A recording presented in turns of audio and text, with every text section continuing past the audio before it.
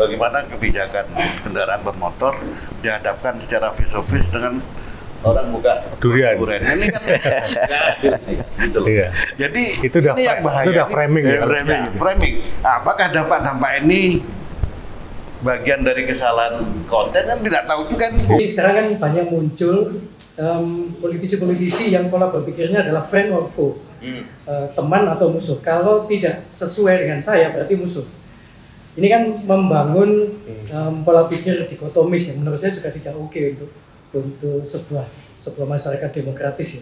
Ada keramahannya, karakternya kan berbeda. Yang saya bilang makanya budaya itu berbeda, ya biarin aja. Emang itu orang Sunda kok. Dedi, KDM ya orang Sunda yang ngono gitu kalau kata Jawanya. Ya, Assalamualaikum warahmatullahi wabarakatuh. Ini seri ketiga Diswe News House dan kita akan ngobrol dengan para senior jurnalis maupun praktisi media. Saya ditemani oleh Ketua PWI Jawa Timur, Mas Lutfil Hakim, ya. Kemudian ada Dekan Fikom Pritomo, dekan saya. Oke. Pak Harliantara, Pak Harli. Pak Dokter. Udah mau lagi pelantikan guru besar, mau guru besar kan? Associate Professor sekarang. Oh iya. Kemudian ada jurnalis senior Pak Dimam Abror, Dr. Dimam Abror, ya. Lalu ada Pimret Harian Diswe, juga akademisi komunikasi juga di Universitas 17 Agustus 45 Untak, pernah jadi mahasiswanya Pak Harli juga, ya. Mas Dewan Widiandono. Ya, kita mau ngobrol santai saja, anggap nggak ada hostnya nanti. Kita tentang fenomena KDM, Kang Deddy Mulyadi. Ya, kita tahu Gubernur Jawa Barat yang satu ini fenomenal sekarang ini. Media sosial kita dipenuhi oleh Deddy Mulyadi.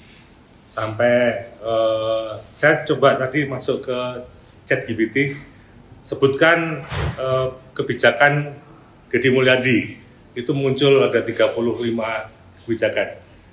Yang paling populer dia kasih lagi 14 kebijakan. Di antaranya ada penghapusan tunggakan pajak kendaraan, itu yang paling rame. Ada larangan studi tour sama outing untuk anak sekolah, larangan wisuda sekolah. Kemudian ada program siswa masuk barak militer. Ya. Sampai sekarang ini di TikTok rame kalau anak nggak mau makan diancam dimasukkan barak militer. Gitu. Ya. Kemudian ada penerimaan rumah di bantaran sungai. Ada yang menarik lagi, penerima bantuan sosial itu diminta untuk vasektomi. Ya. Jadi orang-orang miskin nggak boleh punya anak banyak. Kemudian ada lagi pembangunan 1000 rumah apung. Yang terbaru ini larangan siswa naik motor ke sekolah. Dan beberapa ya kebijakan-kebijakannya gubernur ini menyentuh langsung pada kehidupan masyarakat secara langsung, secara instan. Ya. Penghapusan tunggakan pajak itu langsung dirasakan. Nah, ya, celakanya gara-gara KDM ini fenomenal, menjadi semacam standar kinerja gubernur di Indonesia. Ya, itu pernah ditulis oleh Pak Abror di Harian Diswe. Sehingga gubernur yang lain itu seolah-olah nggak ada yang benar. Termasuk gubernur kita, Bu Khofifah Indar Parawansa juga setiap upload apapun di medsosnya itu dihajar oleh komentar-komentar netizen. Lalu ada yang bikin lagi konten KDM dibandingkan dengan Bu Khofifah lagi belah durian dan sebagainya. Gubernur Jawa Tengah Pak Lutfi yang mengikuti kebijakan penghapusan tunggakan pajak ternyata juga dibully juga. Sudah mengikuti KDM. Ternyata ini saya lihat di beberapa gubernur mengalami itu. Yang tidak mungkin Gubernur Maluku Utara. Ya, mungkin karena cantik ya, jadi yang mau beli nggak tega. Nah, ini saya mau ke Pak Harli dulu nih dari sisi komunikasi nih ya. yang dilakukan oleh KDM ini memang kinerja atau efek dari kepintaran dia mengolah isu sehingga menjadi di publik menjadi luar biasa. Baik, Pak Tommy, terima kasih. Kalau saya memandangnya bahwa ini kan sebuah proses yang panjang dalam kehidupan ya. Kehidupan aja dulu. Saya mengenal betul beliau karena kebetulan saya orang Jawa Barat. Artinya tahun 2016 saya pernah diskusi juga ketika dia jadi bupati. Nah, saya melihat perjalanan kehidupannya memang berawal dari grassroots, kesederhanaan. Dia mulai pendidikan di Subang itu sampai SMA, kemudian meneruskan ke sekolah tinggi hukum di Purwakarta. Tapi pada saat mahasiswa, dia aktif di HMI dan juga aktif di SPSI. Jadi pembentukan karakter secara dirinya memang sudah terbentuk untuk kepentingan orang banyak. Dari awal pun sudah dibentuk karakter dirinya seperti itu. Dari mulai kehidupan yang sederhana, kemudian pada saat perjalanan kehidupannya dia untuk orang lain, ya, memperjuangkan orang lain lah. Kalau akhirnya kunci kepolitikannya memang sudah lama. Artinya ketika kita melihat hari ini, kan kita juga harus melihat proses. Nah, prosesnya ketika dia mulai dari wakil bupati, kemudian DPR, dan akhirnya sekarang goal di gubernur. Artinya itu sebuah proses yang panjang dan alami. Jadi apapun yang dia lihat tidak benar, dia harus dibenerin. Nah, saya setujunya kenapa? Bukan karena saya orang Sunda, artinya bahwa dia mencoba menjunjung filosofi Sundanya itu sendiri. Yang sili asa, sili asu, sili asih gitu kan. Bener, pinter, cager, bagir, dan seterusnya. Artinya, karena dia memang dari awal pun sudah punya fokus pada kesenian, budaya, dan seterusnya. Sehingga mengenal betul masyarakatnya, masyarakat Sunda.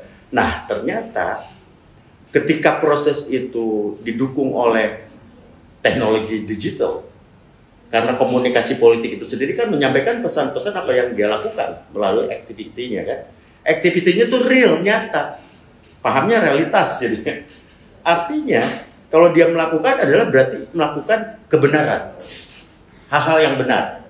Berarti, kalaupun ada yang perlu dibetulkan, berarti proses sebelumnya adalah tidak benar gitu. Ya wajar dong.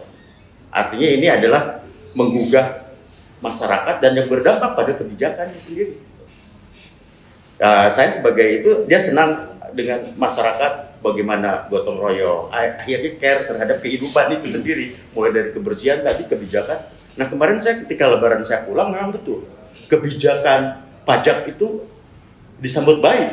Artinya bahwa yang tadinya nggak mau bayar pajak, akhirnya kan diputihkan bayar pajak, selanjutnya kan bayar terus dong. Itu kan bagus, berarti dana itu untuk kepentingan juga dia sebutkan kebijakan itu untuk membangun jalan yang lebih baik. Itu kan bagus.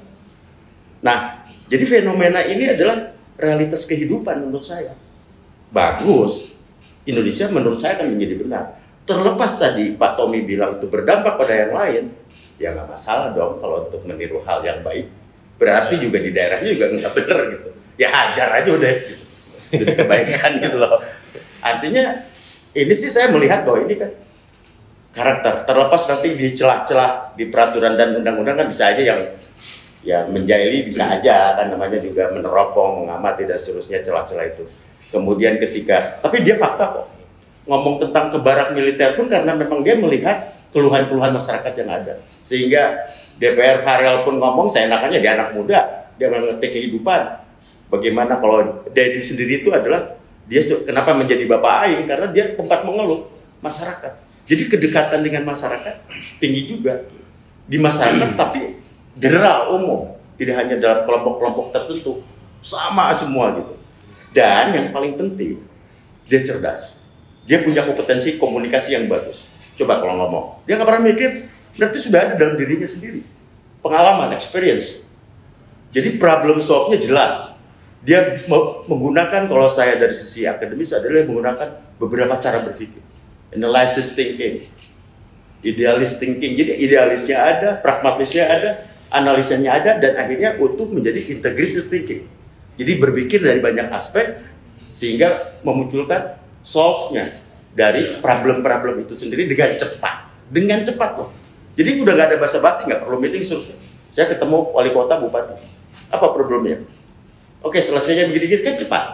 Kenapa? Karena dia sudah punya data yang dia miliki, sehingga kesimpulan dia mengambil actionnya cepat. Walaupun dari sisi yang lain mungkin orang masih bisa ngorek-ngorek, wah itu salah, itu apa, ya itu biasalah.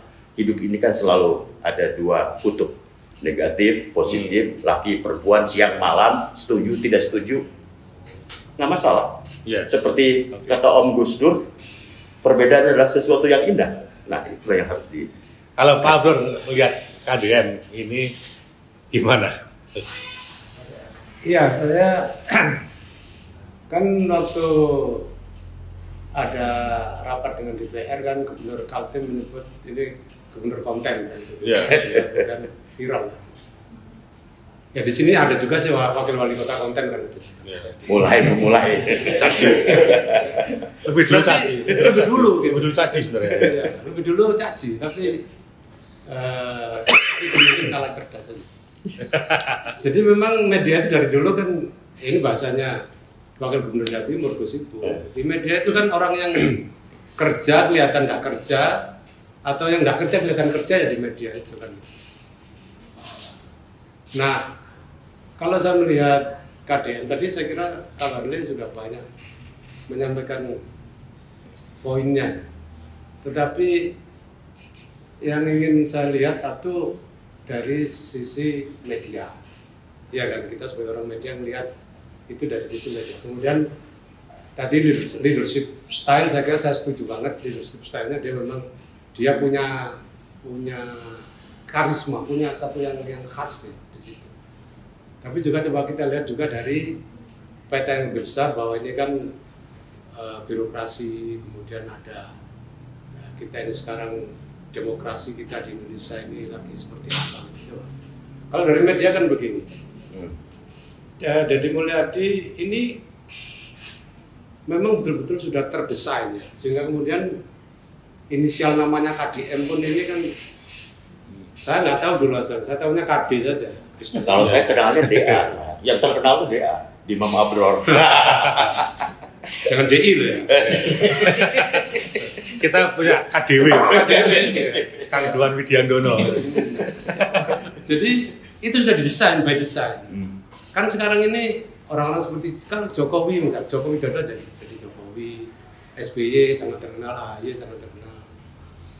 Ada dulu Ahok, setelah dia masuk penjara dia ingin rebranding BTP, tapi kan gagal ya. Berarti konsultan politiknya juga, konsultan komunikasinya gagal. Tapi KDM berhasil, KDM. Nah kemudian dia mengatakan bahwa setelah dikritik soal gubernur konten, dia bilang, loh, buktinya saya produktif. Anggaran kerjasama media di Pemprov Jawa Barat itu dari 50 miliar, sekarang hanya 3 miliar. Oh, itu bencana ya buat media. Bencana lah, di Jawa Barat ini bencana. Nah, itulah yang saya sorot. Kenapa? Karena begini, Kang Deddy mungkin Pak Harley perlu ngasih tahu dia bahwa beda antara media sosial dengan media konvensional itu. Dia menggunakan media sosial itu ya punyanya dia sendiri kan, akunnya dia. Dia mau ngomong apapun di situ dia bebas. Tidak ada proses yang disebut sebagai, dijelaskan oleh Pak Item nanti yang ahli soal jurnalisme. Iya, soal public sphere ya, karena publik. Tidak ada perdebatan di situ. Padahal kan sangat banyak yang kontroversial. Ya, vasektomi misalnya. Kan ini orang miskin kemudian dikebiri misalnya. Ada yang komen begini kok. Ya sebelum lu nyuruh rakyat lu coba dulu dong gitu kan. Dia disuruh coba. Nah kita kan ya duga selama itu. Gitu. Jadi kalau itu dengan demikian dia melihat bahwa itu efisiensi, tapi kata Tommy bagi Doan juga bencana. Karena apa? Media konvensional sekarang ini dengan kondisi yang sangat sulit ini sangat mengandalkan pengawasan dari pemerintah. Dan pemerintah bukan sekedar ini membantu media bukan, tetapi menghidupkan satu proses demokrasi. Kalau di media, saya bayangkan ya dulu kalau masih pikiran rakyat, kan jadi ngomong harus vasektomi misalnya, ngobirian. Pasti nggak mungkin dong hanya Dedi sendiri yang ngomong, pasti ada ahli, misalnya apakah ahli politik, ahli agama, sehingga kemudian di situ di public spirit itu ada wacana, ada kontra wacana, ada diskusi, ada yang setuju, ada nggak setuju. Kalau tadi disebutkan oleh Pak Harli yang nggak setuju itu netizen kan juga dia hanya komen saja. Tetapi kalau kemudian di public spirit itu terjadi dialog, terjadi istilahnya wacana dan kontra wacana, ya dong ya. Jadi ada pertarungan wacana di situ. Sehingga kemudian tidak bisa one way saja. Ini one way saja dia, ya mau dimasukkan di barak, masukkan di barak aja. Ya kan, kemudian dia dites nih, di Garut kemarin meledak gitu kan. Militer, kamu bilang militer menyelesaikan segala macam. Tadi Tommy bilang anak nakal pun dimasukkan ke barang militer. Sekarang terbukti militer juga membuat keteledoran yang luar biasa. Itu ada yang makelaran itu di kasus ledakan berapa orang mati itu di Garut. Nggak mungkin lah orang sipil nyelonong gitu masuk di situ kalau nggak dipekerjakan oleh tentara, kan gitu. Nah itu kan ya media-media sekarang kalau saya melihat sih hampir overexposure ya. Jadi Mulyadi juga komen juga soal itu, tapi kan militer nih nggak hebat-hebat amat ya kan, dia teledor juga nih mematikan orang segitu banyak. Artinya dari wacana publik itu menjadi kurang sehat karena ada yang hilang di situ. Demokrasi itu kan begitu ya. Ini ngutip ini, Habermas menyebutkan demokrasi deliberatif. Ada komunikasi, ada pro kontra. Memang ribet demokrasi itu. Tapi nanti akhirnya kita bisa mendapatkan satu keputusan yang jadikan dasar jadi satu kebijakan yang berimbang. Jadi 3 miliar itu saya bayangkan kan sekarang buat Deddy Mulyadi sendiri kan konsultan politiknya dia, kemudian timnya yang kayak begini. Iya 3 miliar cukup buat dia aja. Pikiran rakyat, kemudian Ayo Bandung, teman-teman ini ya, waduh. Maka sebetulnya mungkin yang perlu dibunuh itu adalah medsos. Deddy Mulyadi perlu Kang Harli menjadi menjadi intinya dia menjadi penasehat atau konsultannya bahwa medsos itu dengan media konvensional beda. Medsos itu one way, dia apa saja bisa masuk di situ. Media konvensional itu bagian dari demokrasi, ya kan? Pilar keempat tetap hidup. Kalau enggak nanti kita di mana-mana nanti pakai media sosial semua. Tapi dugaan saya sih Pak Dimam, artinya bahwa sekarang ini kan namanya juga gebrakan awal. Yeah. Itu kan perlu sesuatu yang baru dan saya yakin nanti ke depan itu landai kok. Artinya ini kan sesuatu perubahan itu kan ada respon yang begitu cepat juga, perubahan namanya juga. Yeah. Tapi kita lihat nanti ke depan, karena tadi dengan banyaknya wacana-wacana, ya semoga ini tetap menjadi kedamaian dalam hidup. Jadi orientasinya hidup nih. Pak Item ini hidup sebagai jurnalis keren juga nih. Sebelum Pak Item saya pengen tahu doang kan, karena publik ini kan seperti tersihir lah dengan KDM ini ya.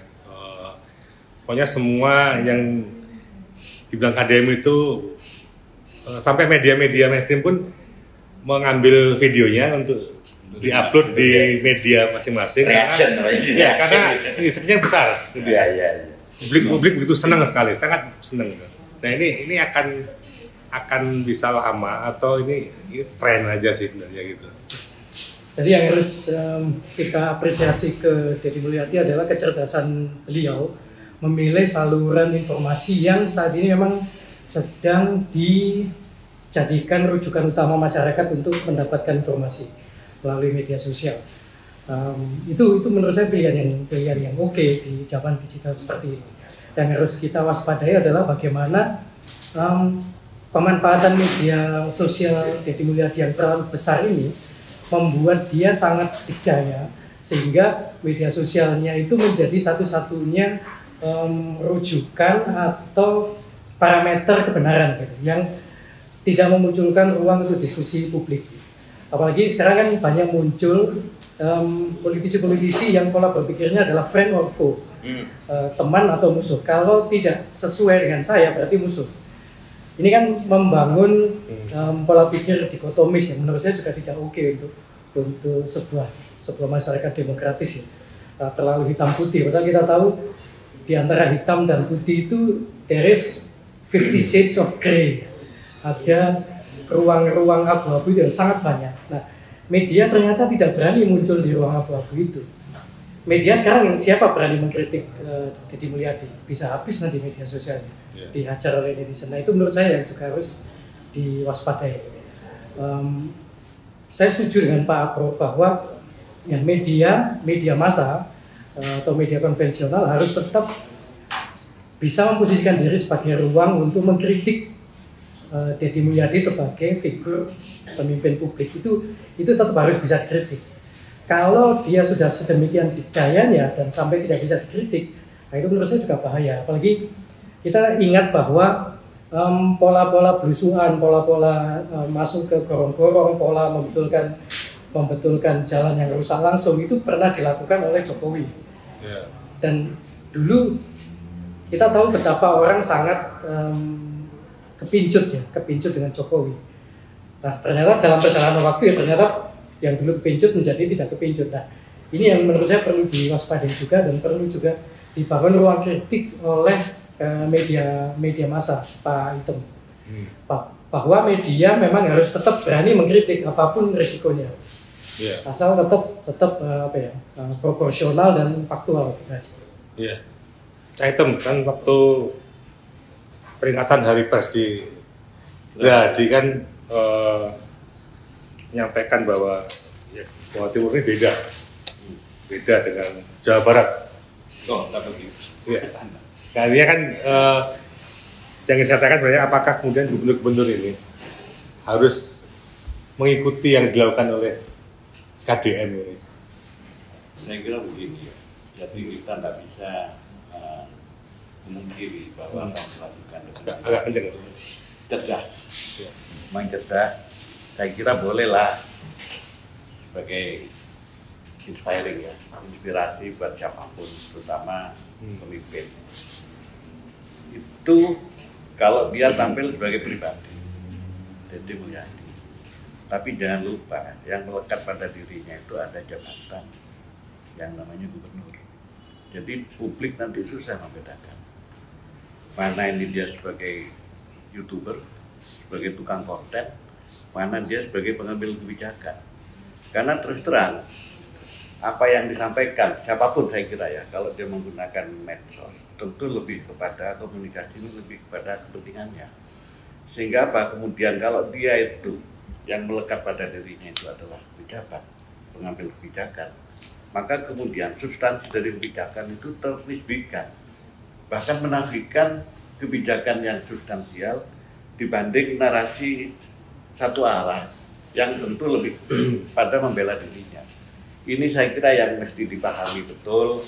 Jadi tidak perlu khawatir saya kira ketika saya tidak bermaksud membanding-bandingkan gitu ya. Karena sebetulnya tugas daripada gubernur itu sesuai undang-undang otonomi. Kalau semua baca tentang undang-undang otonomi nomor 23 tahun 14 itu di pasal 63 sampai pasal 66 itu yang mengatur tentang susunan dan kedudukan posisi pemerintah provinsi dan pejabat gubernur. Sebetulnya tidak ada kewenangan ini sampai ke bawah. Beda kalau di DKI. Kalau gubernur DKI kewenangannya bisa sampai ke lurah. Boleh dong dia itu malah marahin lurah. Kalau di luar DKI tidak ada kewenangan itu. Karena bupati wali kota itu juga dikontes loh secara politik. Itu pekerjaan yang sangat berat. Modal maupun tenaga. Sehingga dia menjadi bupati, menjadi wali kota. Ketika kemudian tugas-tugasnya ini di-bypass oleh struktur yang ada di atasnya, yang sebetulnya itu tidak ada kaitannya, Anda bisa membayangkan seperti apa perasaannya, gitu kan? Ini saya kira boleh-boleh saja kalau itu sebagai pribadi, tapi kalau jabatan tak boleh loh sebetulnya itu kewenangan. Ini setiap orang kemudian ditabrak. Contoh soal ketika bagaimana trotoar di Kota Bandung, ya kan? Banyak kemudian rahasia. Ini urusan wali kota, bukan urusan gubernur. Di undang-undang otonomi itu jelas sebetulnya peran gubernur ini saya tidak bermaksud membandingkan regulasi yang diupayakan oleh Gubernur Jatim itu Kepres nomor 80 tahun 2019.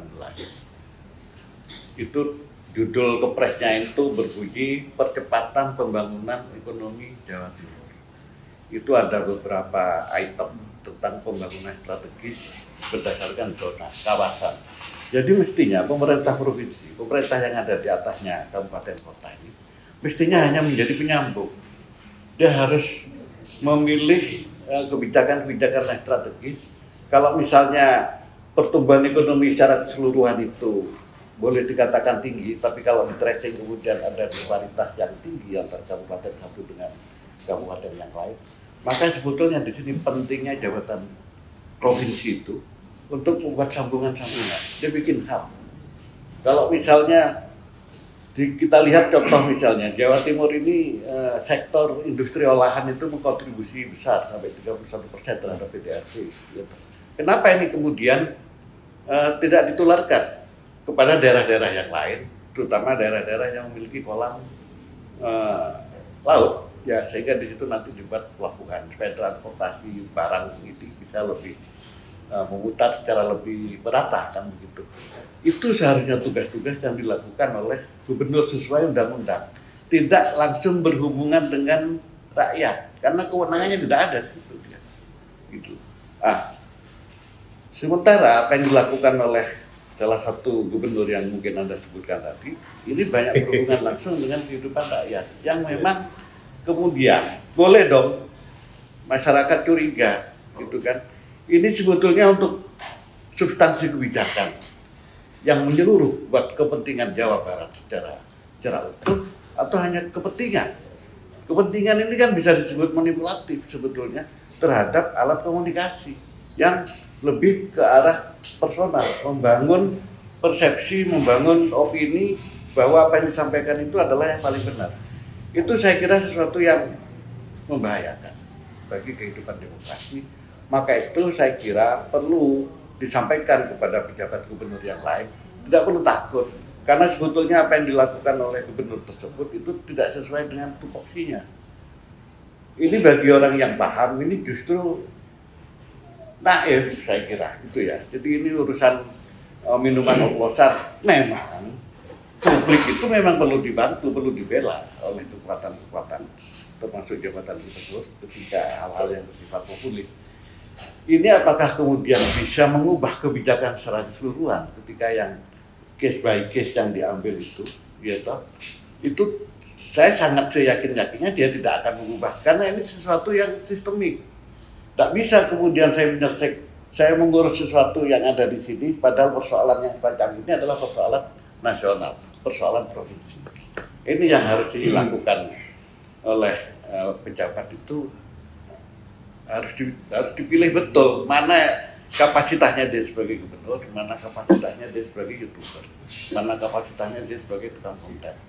Karena di sini bisa betul-betul mengubah persepsi publik dan secara agak sinistik ya, boleh dong orang ini memanipulasi alat komunikasi untuk kepentingan politik. Tapi saya tidak setuju dengan ini, ya, biar agak ramai. Ya, ya. Artinya bahwa apa yang dilakukan oleh KDM ini, silakan diminum, adalah barangkali untuk menstimuli, Pak. Kalau yang saya lihat, saya perhatikan juga di konten-kontennya, setelah dia melakukan sesuatu di awal, selanjutnya diteruskan oleh wali kotanya, oleh bupatinya, seperti misalnya normalisasi sungai. Akhirnya yang meneruskan bupati. Di awal aja, barangkali ini kan hanya untuk menstimuli ide dari akibat hukum kausalitas tadi yang ada di masyarakat. Ya, kalau itulah saya tadi yang bisa jadi inspirasi. Betul. Bagus. Jadi kelanjutannya oleh pimpinan daerahnya sendiri barangkali kan sebelumnya tidak melakukan. Nah, yang paling menarik yang saya bilang tadi di awal dalam proses kehidupannya, dia adalah dari grassroots, sederhana dan seterusnya. Pada saat dia perjalanan itu, dia melihat kenyataan nggak bisa melakukan apa-apa. Ya bergulir begitu aja. Padahal dia melihat bahwa itu tuh buruk, itu tidak benar. Tapi dia tidak bisa melakukan apa-apa. Barangkali ini juga sebagai manusianya, ketika dia memiliki kekuasaan, maka kan kebijakan itu bisa dilakukan. Mungkin itu juga Ya. perjuangan dari seorang yang memperhatikan masyarakat orang banyak. Mungkin itu. Yang paling kebijakan yang paling populer kan soal penghapusan tunggakan pajak. Yang paling membuat gubernur yang lain pusing gitu. Jawa Tengah ikut, ada 15 provinsi yang ikut. Tapi serta-merta bukan karena itu juga ada alasannya kan Pak Tommy? Iya. Nah, kayak Jawa Timur ini, itu perlu nggak ikut itu? Saya kira begini, Iya. kalau Pak Harli bilang ada alasannya bagi gubernur yang mengambil kebijakan itu, tentu gubernur yang tidak mengambil kebijakan itu juga ada alasannya. Ada alasannya. Alasan yang paling nampak gitu ya. Ada Undang-Undang Nomor 1 Tahun 2022 atau 2023 ya, tentang keuangan negara, hubungan pemerintah pusat dan pemerintah daerah terkait dengan perolehan pajak kendaraan bermotor. Oke. Itu ditempel lagi dengan peraturan pemerintah yang terbaru nomor berapa itu, yang kemudian dari undang-undang dan peraturan pemerintah ini mengubah komposisi. Jadi kalau dahulu pendapatan pajak kendaraan bermotor itu bagi hasilnya provinsi itu 70%, kabupaten kota 30%. Dengan peraturan ini, regulasi undang-undang dan peraturan pemerintah tadi ini, per tanggal 5 Januari 2025 itu dibalik Pak, menjadi 65 itu kabupaten kota, 35 cuma provinsi. Contoh Jatim, dengan hanya mendapatkan 35%, maka Jatim akan kehilangan tahun ini dari pendapatan kendaraan bermotor itu 4,2 triliun. Kehilangan. Itu sama besarnya dengan anggaran Pemprov Jatim untuk pendidikan, 4,2 something lah itu, sekitar hampir sama. Itu kan besar sekali. Itu yang pertama. Terus yang kedua, psikologis. Kalau tidak salah hanya 20% yang menunggak di Jatim. Artinya 15 bahkan ya. Artinya kan 85% yang tidak menunggak. Kalau yang menunggak ini kemudian diberi keistimewaan, dibalik sekarang, kemudian yang 85% kemudian mengancam. Loh, saya bayar, kalau dia tidak bayar dibebaskan. Bagaimana kalau saya tahun depan saya tidak akan bayar cuma 85%? Habis Pak. Ini kan sebelum. Yang dibebaskan kan yang sebelumnya Pak. Iya. Kedepannya nanti bareng-bareng, misalnya sekarang ini cuma 10, yang ini kan 80, kesiannya kan jadi 90. Iya, yang namanya kebijakan di Jabar ini kan juga baru diambil. Bisa jadi nanti juga bisa diambil. Di Jabar itu yang nunggak 40%. Gitu. 40%. Jadi saya kira ini sendiri-sendiri. Nah, kita masalahnya sendiri-sendiri ya. Kebutuhan masing-masing gitu ya. Kebutuhan masing-masing. Mungkin Provinsi Jatim lebih berpikir struktural bahwa anggaran yang akan diperoleh oleh provinsi yang kemudian nanti akan menjadi program-program itu menjadi berkurang. Mungkin Kang Deddy berpikir lain. Ya, kita nggak bisa menyalahkan. Jadi setiap daerah kan berbeda. Ya, mungkin yang salah ini kan kemudian bahayanya media sosial, karena KDM ini kan alatnya media sosial. Kemudian ini bisa dipakai oleh siapapun untuk mendistorsi seseorang, untuk mendistorsi siapapun yang tidak disukai, apalagi kalau ada sponsor-sponsor. Jadi tadi disampaikan beda-beda nih, Jawa Barat sama Jawa Timur nggak bisa dibandingkan. Disamain. Iya. Tapi kan publik maunya tukar healing ini, tukar tambah ini. Ya ini kan maksudnya di era digital ini kan demokrasi sedang berjalan nih. Iya. Dengan media sosial inilah kita boleh bebas berekspresi apapun. Ya resiko ini, konsekuensi dari perubahan kehidupan. Kita masalahnya siap atau tidak siap. Justru yang tidak siap ini akhirnya kembali ke paradigma lama. Nah, dari sini pula kita bisa melihat mana yang setuju, mana yang tidak, mana yang suka, tidak suka. Ini dijadikan media. Bahayanya kan kalau arahnya negatif.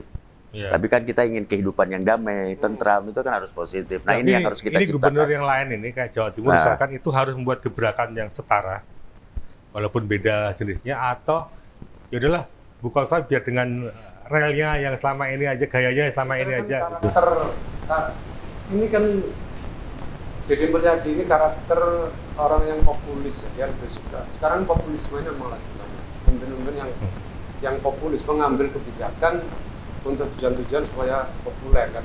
Betul. Populis itu dan secara apa ya, umum teoritis gitu ya.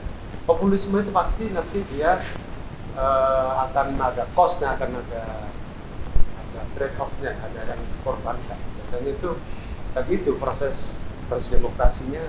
Nah, ini di Deddy Mulyadi tadi sudah kita lihat, kita disampaikan di forum ini bahwa banyak kebijakan-kebijakan itu yang bypass, yang ternyata juga dianalisis oleh Pak Hitam tadi, tupoksinya udah meleset, dan itu menimbulkan ketegangan. Nah, tetapi sekali lagi ini populisme. Kita sudah punya pengalaman banyak, tadi Tuan sudah menyebut itu gorong-gorong, kemudian juga Pilpres kemarin kita juga melihat capres seperti katakanlah Ganjar yang sangat populer di media sosial, toh juga sebenarnya prestasi realnya dia juga ya tidak menonjol amat, tapi kan pilihannya apa coba? Memilih Ganjar kan pasti popularitas di media sosial. Kita jangan sampai, ya bukan jangan sampai, bisa saja terjadi lagi di 2029, apalagi ini kalau kita melihat KDM kan dari partai yang berkuasa, ya kan?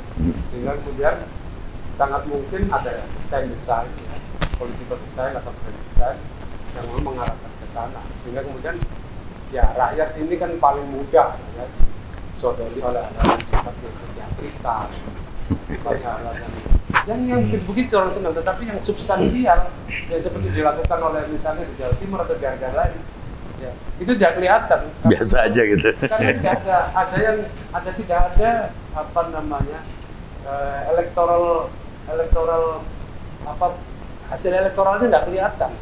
Kebijakan-kebijakan tadi misalnya kalau benar bahwa Jawa Timur kehilangan sedikit banyak PHD lah itu, ya. Kemudian bagaimana cara mendapatkan mengembalikan itu kan kebijakan yang tidak ada elektoral efeknya. Tetapi apa yang dilakukan oleh KDM yang dirilis oleh Tommy tadi itu elektoral efek semua itu.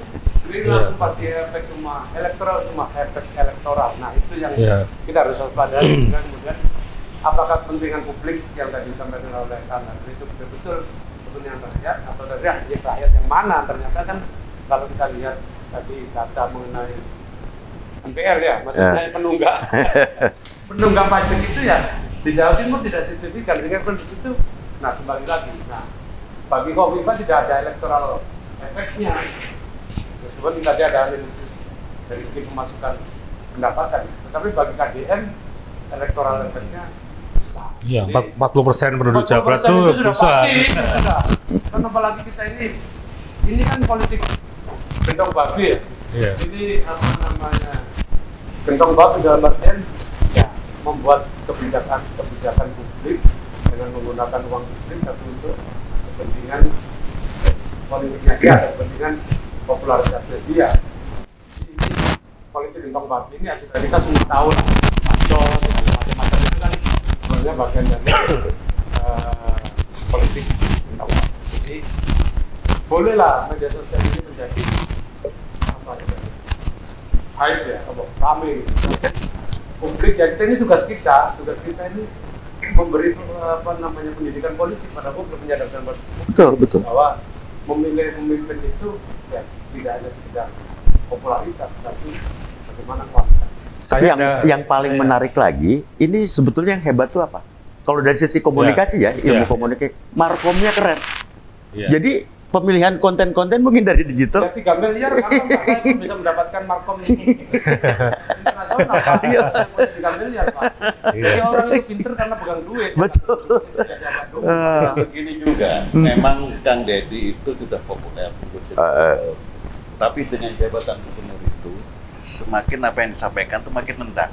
Karena ini bersinggungan dengan kebijakan. Ini saya kira yang kemudian publik menjadi rancu. Mana dia itu dalam kapasitasnya sebagai kepala provinsi atau dia sebagai pribadi, sebagai youtuber, sebagai tukang konten. Ini saya tidak yakin kalau dia tidak gubernur tidak senendang sekarang ini, karena faktor jabatan itu juga ya. Yang kan tadi saya bilang ini semuanya proses, apalagi ketika dia sebelum gubernur nih. Jadi empati masyarakat Jawa Barat itu karena dia terlibat di kasus Vina Cirebon. Vina. Ya, itu tuh Markom politik. Juga dia menunggangi. Betul. Gelombang juga. Ayo. Ada hubungannya juga dia di situ. Menurut saya yang harus diwaspadai adalah ketika gubernur lain itu tidak bisa seperti Deddy Mulyadi itu menurut saya sudah kesalahan berpikir, karena tadi Bang Heri bilang masing-masing daerah itu beda kondisinya, treatmentnya, komunikasi politiknya itu memang harus beda. Nah itu harus kita sadari, sehingga menurut saya justru berbahaya jika ada gubernur lain yang mengatakan bahwa aku harus seperti Deddy Mulyadi, aku harus melakukan seperti Deddy Mulyadi, karena yang dilakukan Deddy Mulyadi itu ya memang pas untuk dia, pas untuk Jawa Barat. Di Jawa Timur mungkin Gubernur Kofifa merasa belum perlu untuk melakukan seperti yang dilakukan oleh Deddy Mulyadi. Walaupun saya sangat salut pada Deddy Mulyadi karena dia mampu menggunakan media sosial ini di era yang benar-benar pas.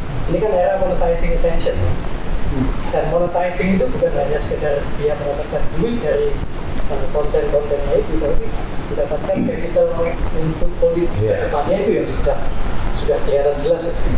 Nah itu yang publik juga harus bisa menganalisis. Ini memang benar-benar untuk publik atau untuk konten, untuk kepentingan politik kedepannya. Nah itu yang harus. Tapi kan celakanya tingkat literasi masyarakat masyarakat sangat-sangat rendah. Ya, itu tugas kita juga. Tugas media. Iya. Saya khawatir dari KDM ini kan ini belum setahun ya dia jadi gubernur. Nanti kalau gebrakannya udah mulai habis, nanti mulai aneh-aneh. Ya. Itu jadi titik balik ya. Media juga nanti overreaction. Jadi bumerang. Iya, saya bilang tadi, sekarang kan puncak karena perubahan, kemudian nanti landai. Dan saya perhatikan juga apa yang dilakukan oleh Gubernur Jawa Timur juga sebenarnya sama aja, cuman kan beda kemasan aja kalau menurut saya. Kalau pekerjaannya sama lah, semua kan untuk kepentingan masyarakat. Tapi memang kalau saya bayangkan jadi gubernur begitu ya, terus tiap hari ngelihat medsos saya dikutban jadi komentar kayak gitu ya, ngeluh Pak. Ya ini kan ruang publik. Iya. Gimana tim sukses? Wah, tim medianya yang pusing gitu ya. Orang Popo kan ini eranya demokrasi, Cak Tommy. Tapi juga, jadi ketika barang ini kemudian diambil oleh pihak lain karena ada ruang publik, kemudian untuk menggrounding pejabat-pejabat tertentu, mungkin tidak ada kaitannya sama kepentingan politik Jawa Barat, mungkin ada kepentingan politik yang lain dipakai. Kemudian saya kasih contoh tadi itu, bagaimana kebijakan kendaraan bermotor dihadapkan secara face-to-face dengan orang buka durian. Ini kan gitu loh. Iya. Jadi itu udah ini yang bahaya. Itu udah framing ya.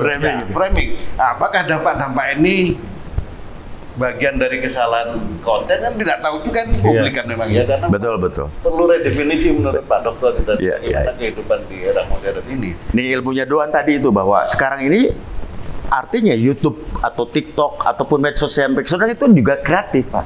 Jadi ada fitur-fitur yang akhirnya menjadi viral kan tadi. Jadi seperti MLM juga ada yang disebut fitur reaction kan, boleh mengomentari orang loh. Boleh. Ya artinya kan tidak masalah gitu ini kan. Ini kan kemudian ruang publik ini mensederajatkan publik. Jadi orang yang bergerak doktor seperti Pak Harley, seperti Pak Abror ini, ketika berkomentar dia sama dengan siapapun yang berkomentar. Dia ada di ruang demokrasi yang sama. Demokrasi itu. Betul.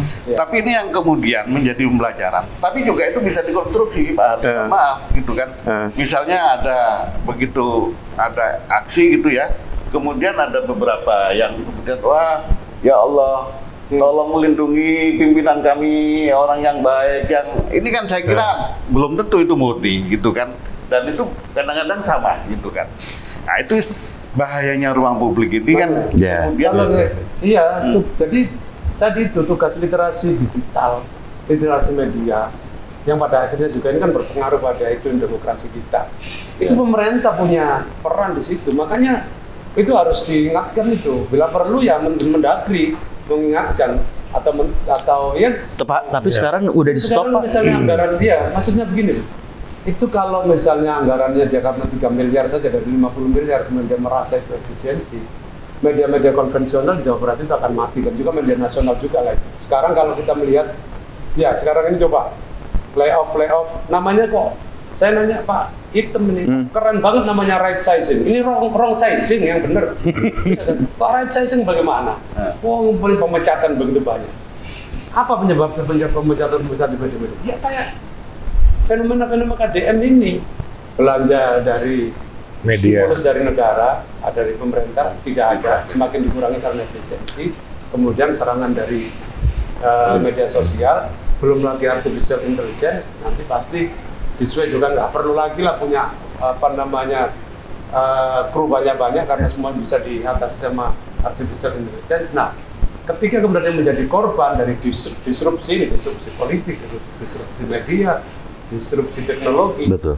ini ada peran negara harus hadir. Harus hadir. Nah, karena ini dalam kasus Deddy Mulyadi ini saya betul-betul mengharapkan dilihat kembali tadi itu, bahwa dia merasa bahwa 3 miliar dia bisa saving 47 miliar itu satu prestasi, tapi ada harga yang sangat mahal yang harus dibayar bagi masyarakat Jawa Barat. Mematikan industri. Mematikan industri, literasi mereka kan tidak akan ada peningkatan dalam pemahaman Dan tidak ada perkembangan akhirnya. Ya, jadi itu saya kira Pak Abror, kita sebagai orang pers gitu ya, harusnya kepala daerah termasuk kepala provinsi itu memanfaatkan betul. Jadi publik itu harus kita giring bahwa tempat untuk konfirmasi kebenaran informasi itu adalah media pers gitu ya. Saya kira jangan kemudian alat komunikasi yang mudah sekarang ini mendistorsi sesuatu yang penting, kemudian yang tidak penting karena dia piawai mengolah ini tadi menjadi populis. Ini kan menjadi tidak berimbang. Saya kasih contoh. Ini lagi-lagi soal Jatim. Saya ngomong fakta saja ya, tidak bermaksud untuk membela. Ada Membela nggak apa-apa. Enggak.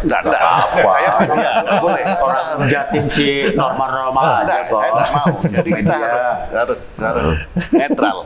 Tapi fakta, apa yang dilakukan contoh misalnya Provinsi Jatim tidak dilakukan oleh provinsi lain. Ketika dia bikin program misi dagang. Ya. Coba bayangin, dia membangun kolaborasi antar provinsi ya dengan masing-masing kekuatan ekonominya, kekuatan bisnisnya, masing-masing potensi yang dimiliki, kemudian dia berkolaborasi, terbangun di situ kemudian satu entitas bisnis yang besar yang kemudian nanti bergulir. Saya melihat sudah hampir semua provinsi diajak berkolaborasi oleh Jatim.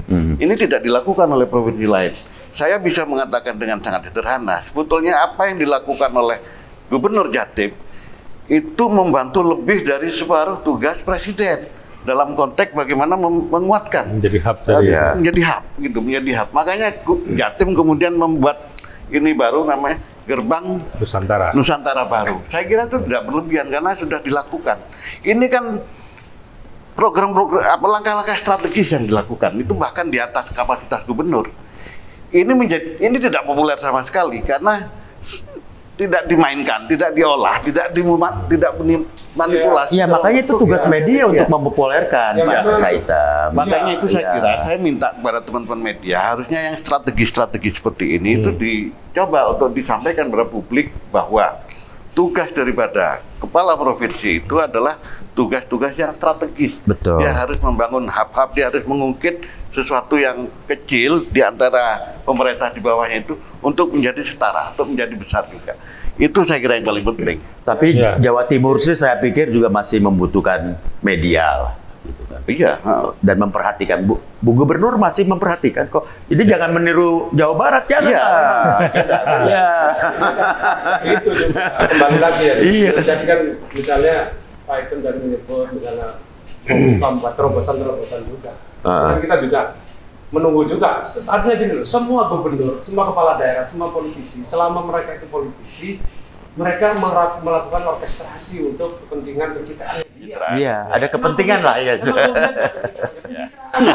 Kan kita tunggu juga, jangan hanya prestasi yang disebutkan Pak Item tadi, jangan hanya ini di atas kertas artinya hanya statistik saja. Kita juga ingin melihat nanti realnya, ada hasil terobosan tadi dari Bapak itu apa publik. Kan.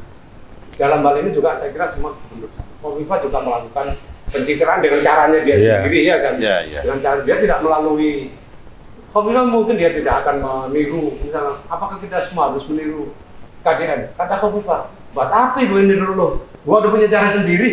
Selama ini 5 tahun gue juga udah pencitraan. Saya sebagai gubernur Papua tidak akan ikutin Jawa Barat.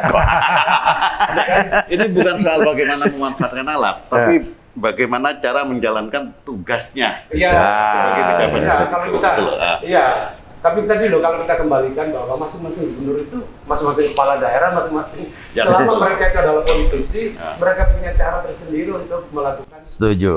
Mempertahankan Saya kira itu wajar. Kami juga melakukan itu, makanya banyak juga di kita di Jawa Timur pun. Kalau misalnya tadi omongan komentar-komentar dari netizen yang seolah-olah itu colometan gitu ya di Surabaya. Sebenarnya kan ada kekhawatiran juga bahwa misalnya dalam proses ini misalnya juga kalau tadi Deddy Mulyadi juga banyak bypass, jangan-jangan Khofifah juga di internal juga, misalnya di internal birokrasi juga bypass juga, kita juga kan nggak tahu. Ya, kan banyak juga kan keluar-keluar. Jadi menurut saya to some extent, tadi kita kembali pada poinnya Harley bahwa ya semua ini memainkan yang pencitraan itu dengan gayanya masing-masing. Kita semua sebagai orang media kita berkewajiban atau berkebutuhan supaya masyarakat itu tahu bahwa bagaimanapun juga kita tetap harus membutuhkan media profesional sebagai sarana supaya kita ini dalam berdiskusi, dalam berdebat, dalam wacana dan kontra itu sehat, tidak one way, tidak top down dan tidak pilihan kepentingannya. Dan media tradisional tidak akan pernah mati sebetulnya karena kan diintegrasikan, disinergikan sekarang ini. Menurut ilmunya Pak Duan kan begitu. Sinergi aja tetap hidup, tapi kan memang pemerintah tetap harus memperhatikan dengan baik. Dan masyarakat harus ditingkatkan literasi. Kayaknya cukup ya udah. Lebih sejam kita ngobrol. Wah, ini bisa 7 hari 7 malam Pak Tommy kalau nggak diberhentikan. Sekarang closing statement aja mulai dari KDW. Satu tentang fenomena Deddy Mulyadi ini memang harus diapresiasi karena kalau pakai istilahnya Pak Prabowo itu kan riding the tides, tidak hanya riding the tides tapi riding the right tides. Bagaimana menunggangi ombak yang memang sedang disukai oleh masyarakat. Bagaimana orang itu harus kelihatan humble ya. Kan humble atau tidak humble kita tidak tahu. Saya juga setuju dengan Pak Akbar tadi bahwa sebenarnya apapun yang dilakukan oleh siapapun di media sosial itu adalah pencitraan. Apapun yang kita lakukan dan kita butuh komentar dari orang lain itu pencitraan, termasuk yang dilakukan oleh Deddy Mulyadi. Harapan saya adalah jangan itu menjadi satu-satunya standar bahwa gubernur itu harus seperti itu dan melakukan itu. Nah, kalau itu akan menjadi satu-satunya standar, menurut saya itu yang pertama, tidak memunculkan ruang diskusi. Pak Dr. Abror. Ya kan, karena sudah berubah sekarang demokrasi kan demokrasi digital, sehingga komunikasi digital, komunikasi politik digital itu satu keniscayaan mutlak. Di Amerika pun Presiden Joe Biden ketika dia mengundurkan dari race pencalonan presiden, dia nggak ngundang Washington Post, nggak ngundang New York Times, juga pun enggak, dia pakai akun-akunnya mengumumkan bahwa dia mengundurkan diri. Artinya apa? Ini dunia sudah berubah bahwa demokrasi sekarang demokrasi citizen, ya, demokrasi digital, tetapi kita tetap harus ingat bahwa rakyat atau masyarakat juga berhak untuk dia right to know. Ya, haknya dia untuk tahu, hanya dia untuk mendapatkan informasi yang benar, itu harus dijamin sebagai bagian dari hak asasi manusia. Dan itu tugas para politisi, ya, tugas kepala daerah dan semua stakeholder, dan termasuk di situ media. Kalau fenomena Deddy Mulyadi ini berlanjut terus, artinya penggunaan media sosial dianggap sebagai sarana yang paling efektif dan bahkan paling benar untuk menjadi sarana komunikasi politik, maka kemudian yang kita khawatirkan keberadaan media konvensional yang sekarang ini sudah megap-megap, itu akan semakin susah, dan itu kita mengkhawatirkan nanti kualitas demokrasi kita akan sangat-sangat buruk. Gitu. Ya, kalau saya ini kan orang Sunda yang sedang mengembara di Surabaya. Artinya saya ingin menunjukkan, ya itulah Dedi orang Sunda. Itu orang Sunda seperti itu memang. Artinya secara filosofis, dia mencoba mengimplementasikan dalam kehidupan itu dari sisi ya filosofi Sunda. Ada silih asa, silih asi, silih asuh. Kemudian juga somea, artinya ada keramahannya.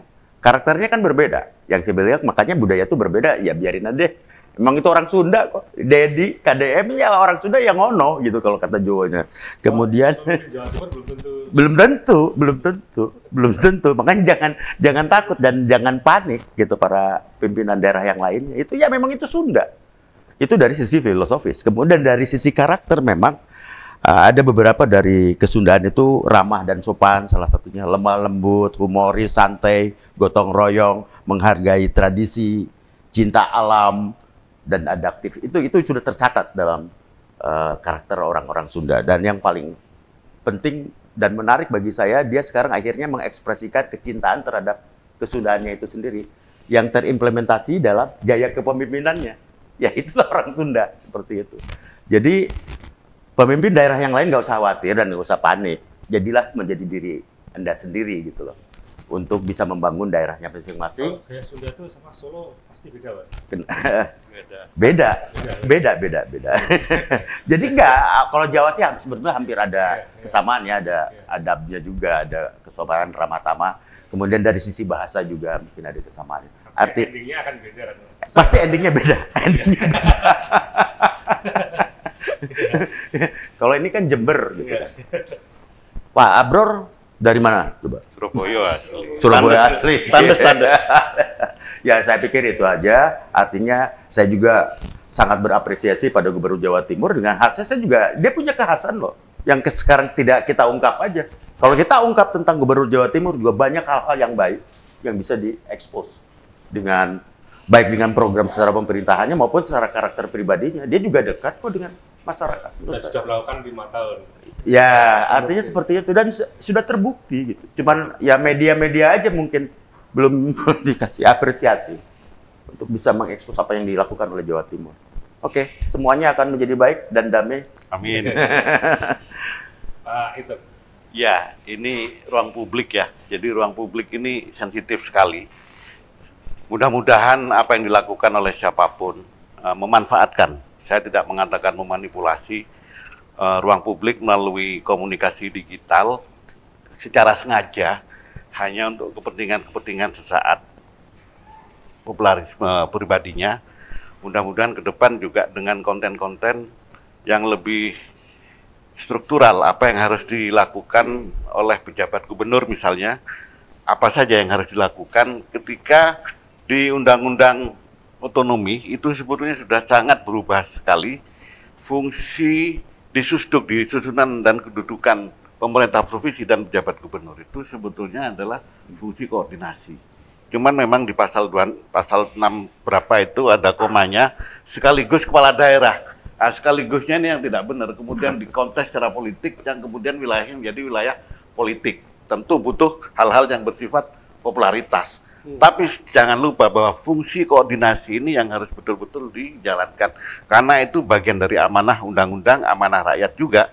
Jadi tidak apa-apa memanfaatkan komunikasi digital di ruang publik, tapi tunjukkan fungsi yang sesuai dengan jabatannya secara lebih struktural. Misalnya kalau pertumbuhan ekonomi di kita melihat provinsi lain lah, di Jatim misalnya ya, kalau ada ketimpangan antara daerah satu dengan daerah yang lain, maka pemerintah yang ada di atasnya ini yang mewakili pemerintah pusat itu harus betul-betul membuat strategi, mengkonstruksi sebuah kebijakan bagaimana kemudian bisa menyambungkan secara kekuatan ini sehingga nanti pertumbuhan itu tumbuh secara merata, sehingga tidak hanya statistik saja, itulah Pak Abror, tapi betul-betul yang substansi itu terjadi.